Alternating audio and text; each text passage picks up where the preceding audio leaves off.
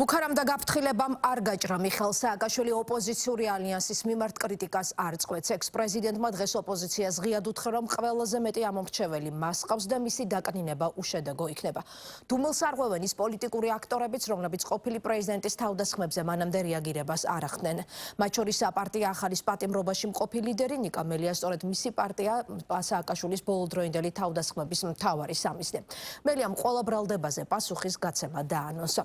მის წერილში სააკაშვილისადმი კრიტიკული განწყობების გარდა ალიანსის სამოქმედო სტრატეგიით უკმაყოფილებაც იკითხება. ალიანსის მთავარი პოლიტიკური აქტორები ყოველდღიურად მზარდი შიდა დაპირისპირების გამო შექმნილ მძიმე ვითარებას არ უარყოფენ.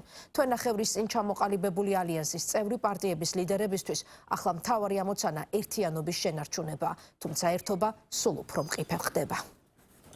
ნაციონალურ მოძრაობასა და მის ყოფილ წევრებს შორის ურთიერთბრალდებების სერია უკვე მეორე კვირაა გრძელდება. მას შემდეგ, რაც ყოფილ სახელისუფლებო პარტიაში მათგან სხვადასხვა დროს წასულები მოსყიდულებად აღიარეს, ყოფილები, მათ შორის ისინი, ვინც წინა ხელისუფლების დროს მაღალ თანამდებობებს იკავებდნენ, იმაზე ალაპარაკდნენ, რომ შეცდომებს ნაციონალური მოძრაობის ხელისუფლებაც უშვებდა და ქვეყანაში ჭეშმარიტი დემოკრატია არ იყო. უკვე ოპოზიციაში ყოფნის დროს კოლეგების ნაკლოვანებებზე საუბრობს ნიკა მელიაც მის მიერ ციხიდან გამოქვეყნებულ წერილში. მელია აკრიტიკებს ბოლო წლებში ოპოზიციის კურსს, რომლის მიხედვითაც ისინი ძირითადად გარე აქტორებთან მოლაპარაკების და უცხოური დახმარების იმედად იმყოფებიან. წლების განმავლობაში უამრავი პოლიტიკოსის, NGO-ს და სხვა აქტიური საჯარო პირების მიერ ხალხთან მუშაობის აუცილებლობა დაჩრდილული იყო უცხოეთიდან გადამწყვეტი დახმარების ილუზიით. ჩემთვის მიუწვდომელი და გამოუცნობია, როგორ ხერხდება ამბიციური პოლიტიკოსის, ჯანსაღად ამბიციური NGO-სა თუ სამოქალაქო საზოგადოების საჯარო პირების მიერ, რომლებიც მომავალში ქვეყნის მართვის პასუხისმგებლობის აღებაზე სამართლიანად ფიქრობენ, რომ წელიწადში 10 ჯერ მოხვდნენ ბრიუსელში და არც ერთხელ ზუგდიდში. ეს მიდგომაც მთლიანად შესაძლებელია. სწორია, 10 ჯერ ზუგდიდში, საკმარისია ერთხელ ბრიუსელში. ამიტომ არ მოსდით თავში არც ერთი საკუთარი აზრი. საუბარს მიღმა კი მხოლოდ ტრენინგებზე დაზუთხული ლოზუნგები დგას და არა პირადი გრძნობებით ახსავსე სააზროვნო შედეგები. ნიკა მელიას ციხიდან უკვე თითქმის 3 თვეა არაფერი დაუწერია. როგორც ჩანს, პაუზა მოსყიდვის შესახებ ნაციონალური მოძრაობის ბრალდებებმა დაარღვევინა. მხილების სერია, რომელიც მიხეილ სააკაშვილმა დაიწყო, კვირის ბოლოს ანა წითლიძემ ერთ-ერთი ტელეკომპანიის ეთერში გააგრძელა. მისი შეფასებით, ხელისუფლებამ ნაციონალურ მოძრაობას ოპოზიციაში პირველობაც დააკარგვინა.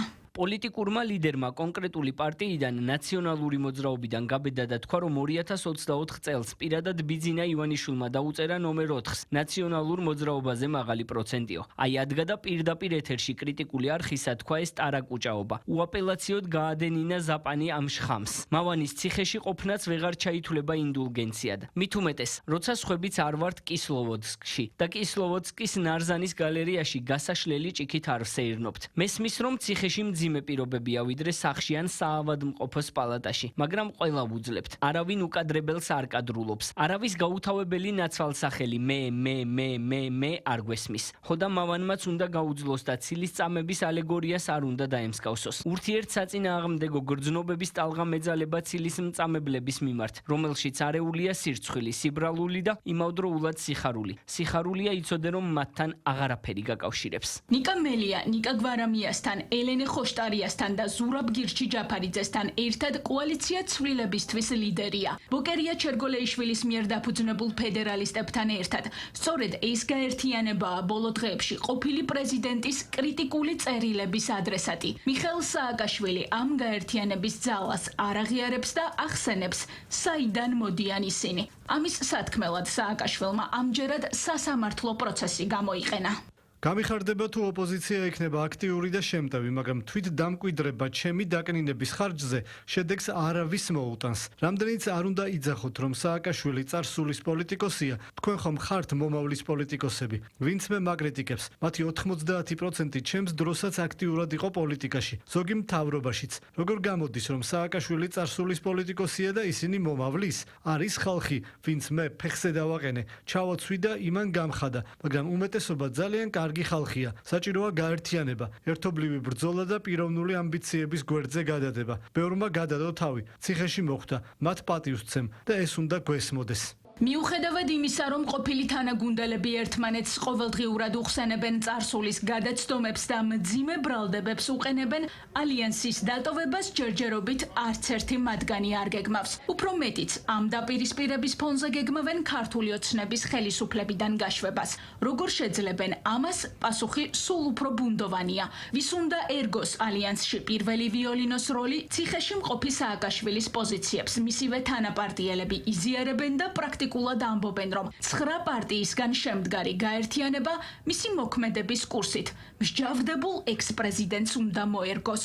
მიხეილ სააკაშვილი არის ერთ-ერთი მთავარი ოპოზიციური ლიდერი, მთავარი მეტოქი ბიძინა ივანიშვილის და თუ ვინმე აპირებს ანტინიშას თამაშს, გამიჯერეთ, ეს არის ლუზერობის ფორმულა. ჩვენ არ ვაპირებთ ალიანსის დატოვებას, მიხეილ სააკაშვილის პოზიციაც ეს გახლავთ, პარტიის პოზიციაც ეს გახლავთ, ჩვენ რო რაღაც განსხვავებული აზრები გვაქვს, ეს არ ნიშნავს იმას, რომ უნდა დავტოვოთ ეს ალიანსი. საფრთხე შექმნისთანავე იყო იმისი, რომ ვერ შენარჩუნებული იყო, იმიტომ რომ უამრავი ისეთი ადამიანია, რომელიც იქ მოხვედრამდე უბრალოდ გამარჯვებას არ ეუბნებოდა ერთმანეთს. ნიკა გვარამია, მიხეილ სააკაშვილის ყოფილი თანაგუნდელი, რომელიც ახლა ალიანსში პარტია ახალის სახელითაა წარმოდგენილი, არ უარყოფს, რომ მიუღებლობის ფაქტორის გამო ახლად შექმნილი გაერთიანების შენარჩუნება კითხვის ნიშნის ქვეშ დგას. მის მსგავსად გაერთიანებაში კიდევ 5 პარტია ნაციონალური მოძრაობიდან წასულების მიერაა დაფუძნებული. გვარამიასთვის ის ხმაურიანი ბრალდებები, რომელიც ბოლო პერიოდში ზოგადად ოპოზიციურ ფლანგზე ისმის, შემთხვევითი არ არის.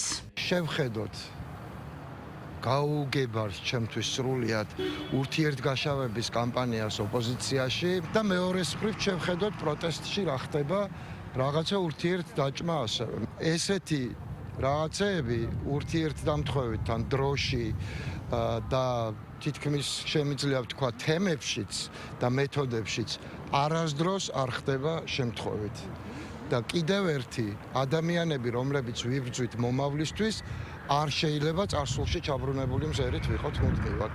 ჩვენ უფრო მეტი პასუხისმგებლობა გვაქვს, ვიდრე ჩვენი ნერვების რაღაცა მოფხანა და გულის მოფხანა. ახალ ალიანსში მიმდინარე დაპირისპირება არ უკვირთ მის არაწევრ ოპოზიციონერ პარტიებს. ქართული ოცნება კი ამბობს, რომ ალიანსი მისი შემადგენლობით კოლექტიური ნაციონალური მოძრაობაა და დღეს მათი სხვადასხვა პარტიული სახელებით პოზიციონირება გარე დავალების მიხედვით საზოგადოების შეცდომაში შეყვანის მიზნით ხდება. ესეთი გაერთიანებები და დაშლები ჩვენ არაერთის გვაქვს ნანახი, კიდე რაღაც ახალ ფანჩატურს მოძებნიან, შეიკრიბებიან, შემდგომ გადაწყვეტენ რომ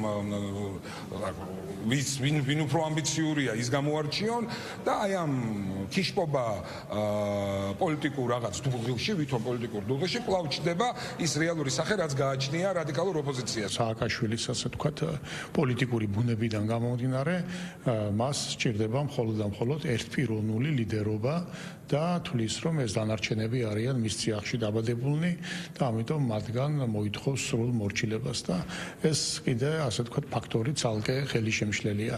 ეხლა ესენი რა ფორმით იქნებიან და რა ფორმით გააგრძელებენ, ამას გადამწყვეტი მნიშვნელობა მადლობა ღმერთს საქართველოს პოლიტიკური ცხოვრებისთვის აღარ აქვს. ალიანსის წევრი 9 პარტიიდან 7 ნაციონალური მოძრაობის მოქმედი და ყოფილი წევრების მიერაა დაკომპლექტებული. მათ შორის განხეთქილება 26 მაისის შეკრებამდე ხალხთან კარდაკარ გასაუბრების იდეამ გამოიწვია. ეს ინიციატივა ციხიდან დაიწუნა მიხეილ სააკაშვილმა და სანაცვლოდ კვლავ რევოლუციაზე გააკეთა აქცენტები. ამის შემდეგ ალიანსმა ექს-პრეზიდენტს შიდა წესების პატივისცემისკენ მოუწოდა, რაც მსჯავრდებულმა ცენზურად აღიქვა და საპასუხოდ პარტნიორების მხილება დაიწყო. ბრალდებებს ბრალდებები მოჰყვა და ის დღემდე გრძელდება. შესაბამისად ჩნდება შეკითხვა, რა კონფიგურაციით მივა ალიანსი 26 მაისის შეკრებამდე, ან საერთოდ როგორ მოახერხებს ამ დღეს მომხრეების გაერთიანებას პოლიტიკური კავშირი, რომელიც ერთიანი პრინციპების დონეზეც კი არ არის. სასამართლოში დაცვის მხარის გამოუცხადებლობის გამო საბოტაჟის საქმის განხილვა გადაიდო. სხდომაზე შესავალი სიტყვა სწორედ ბრალდებულთა ადვოკატებს უნდა ეთქვათ.